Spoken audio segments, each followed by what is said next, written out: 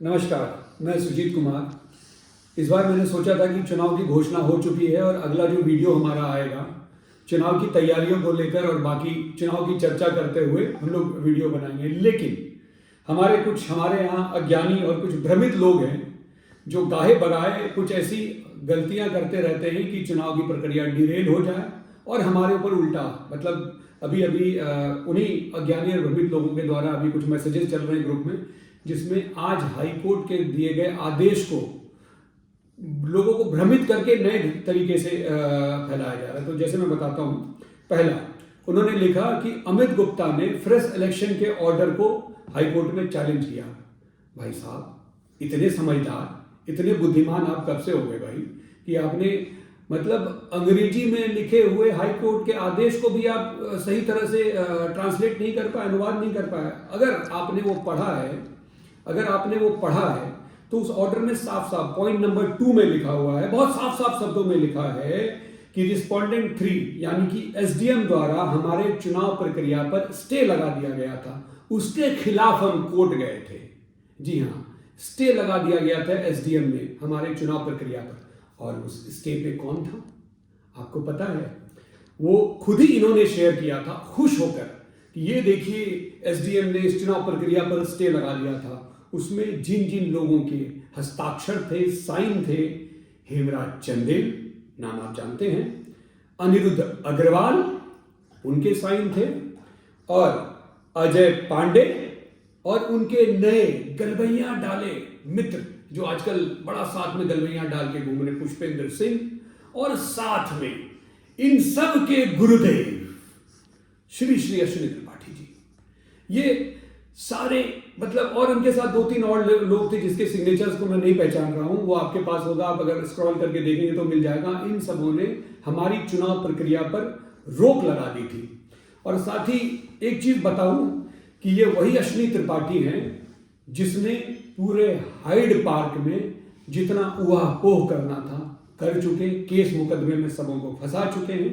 और इसके साथ एक चीज मैं बड़ी मतलब खुशी के साथ और बड़े आपको एक अवगत कराना चाहता हूं, बहुत खुशी हो रही है मुझे ये घोषणा करते हुए कि श्रीमान अश्विनी त्रिपाठी ने हमें निजात दे दी, अपना फ्लैट यहां से बेच दिया और जल्द से जल्द वहां अब यहां से चले जाएंगे।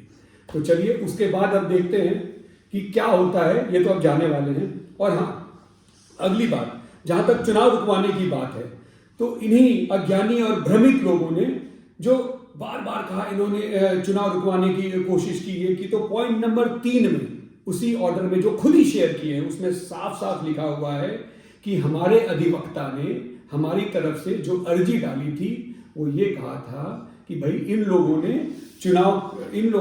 चुनाव की जो प्रक्रिया है वो स्टे कर दी है और वो लेंदी कर दिया है, इसलिए इसे लिमिटेड पीरियड में एसडीएम कोर्ट में इसे खत्म करके सुचारू रूप से चुनाव खत्म करवाकर लॉफुली चुनाव खत्म करवाया जाए, ये था। अब क्या बताऊं, अगर मैं इनके लिए थोड़ी सी चीज है कि मैं इनको एक चीज बताना चाहता हूं कि अगर अंग्रेजी कमजोर है तो आजकल एआई बड़ी मदद करती है। उसी हाई कोर्ट के पूरे आदेश को हमने एआई से हिंदी अनुवाद कर दिया है, तो मैं पढ़ देता हूं। जो हमारे निवासी हैं वो भी इस चीज को देख ले, असल में ऑर्डर क्या था, इसलिए भ्रमित होने की कोई संभावना नहीं रहेगी। और खासकर इन भ्रमित लोगों के लिए ये हिंदी अनुवाद मैं दे रहा हूं क्योंकि खुद से कर नहीं पा रहे हैं। तो हिंदी अनुवाद जो है इस पूरे हाई कोर्ट के आदेश का, Hyde Park apartment owners association AOA ने हाइड पार्क में याचिका दाखिल की थी क्योंकि 17/11/2025 को रजिस्ट्रार संबंधित अधिकारी रिस्पोंडेंट 3 ने नए चुनाव न कराने की प्रक्रिया पर स्टे लगा दिया था। ये साफ साफ हाईकोर्ट के आदेश में यह रोक सोसाइटीज रजिस्ट्रेशन एक्ट 1860 की धारा 25(1) के तहत चल रही कार्रवाई के दौरान लगाई गई थी। एओए का कहना था कि वो साफ उसमें ऑर्डर में लिखा हुआ, हाईकोर्ट का आदेश ही पढ़ रहा हूं मैं हिंदी अनुवाद। एओए का कहना था कि यह रोक अधिकार क्षेत्र के बाहर है, विदाउट जुडिक्शन है। एओए ने इस आदेश के खिलाफ 24/11/2025 को आपत्ति दाखिल कर दी थी एसडीएम कोर्ट में, लेकिन उस आपत्ति पर अब तक कोई फैसला नहीं हुआ। जब तक फैसला नहीं होगा चुनाव नहीं हो पा रहे हैं और सोसाइटी का नुकसान हो रहा है। ये हमने कहा कि चुनाव होना जरूरी है, नहीं तो सोसाइटी का नुकसान हो रहा है। अब हाई कोर्ट में क्या हुआ, एओए के वकील ने कोर्ट में कहा कि अगर कोर्ट सीधे आदेश रद्द नहीं भी करती है तो कम से कम अधिकारी को आपत्ति पर जल्द फैसला करने का निर्देश दे दे। राज्य सरकार के वकील यानी स्टैंडिंग काउंसिल ने भी इस बात पर कोई आपत्ति नहीं की। हाईकोर्ट ने क्या आदेश दिया, आज हाईकोर्ट ने फिर क्या आदेश दिया? हाईकोर्ट ने कहा इस याचिका का निपटारा किया जाता है। रिस्पोंडेंट नंबर 3 संबंधित अधिकारी को निर्देश दिया जाता है कि एओए द्वारा 24/11/2025 को एसडीएम कोर्ट में जो दाखिल की गई आपत्ति है, तेजी से और कानून के अनुसार 1 सप्ताह यानी 7 दिन के अंदर इसे तय किया जाए।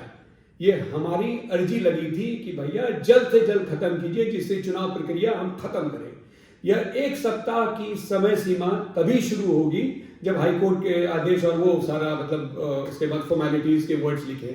मतलब हमने बहुत साफ साफ लिखा था कि अब इसका व्यवहारिक मतलब क्या होता है ये भी आप सुन लीजिए कि हाईकोर्ट ने स्टे ऑर्डर को अभी रद्द नहीं किया है, लेकिन अधिकारी को टालने की अनुमति भी नहीं दी है और इस तरह का बहुत सारी चीजें हैं।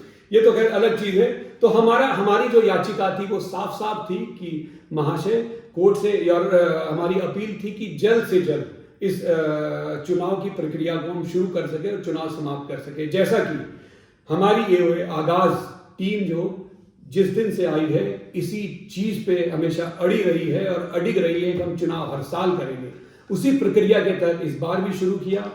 इन 4-5 लोगों ने 8 लोगों ने मिलकर चुनाव प्रक्रिया को रोकने की कोशिश की, जिसके खिलाफ हम हाईकोर्ट गए और हाईकोर्ट से हम वो फैसला लेकर आए कि जिससे हाइड पार का भला हो, हर साल चुनाव हो। हम वो लोग नहीं हैं जो कि कभी 3 सीट पे चुनाव करेंगे, कभी 3 साल चुनाव नहीं कराएंगे।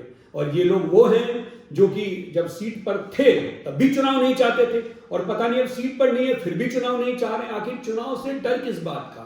और हाँ, साथ में एक और बात मैं अंत में कहना चाहूंगा, इनके साथ एक अधिवक्ता महोदय है और वो अधिवक्ता महोदय जो है मुझे समझ नहीं आता है कि जिस संस्थान से वो पढ़ाई किए हैं और जिस संस्थान के लिए कार्ड दे रहे हैं, मतलब अपनी सेवा दे रहे हैं, बड़ी सहानुभूति है उनसे, तो वो बेचारे कम से कम वो संस्थान और वो महाविद्यालय जहाँ से इन्होंने पढ़ाई की है वो इनको बताए कि भैया कम से कम ढंग से हाईकोर्ट ऑर्डर तो पढ़ लो, अधिवक्ता हो तुम, हमारी भी मटिया मेट कराओगे। चलिए कोई बात नहीं, ये सारी चीज़ें थी। हमने सोचा कि एक बार आके, ये तो मैं चुनाव के वक्त आने की कोशिश हम कर रहे थे कि अब सीधा वहीं पर हम आपसे रूबरू होंगे, लेकिन बीच में इन सारी जो इनकी आशंकाएं जो ये फैला रहे हैं उनको खत्म करना हमारा कर्तव्य बनता है, इसलिए दोबारा है। चलिए धन्यवाद।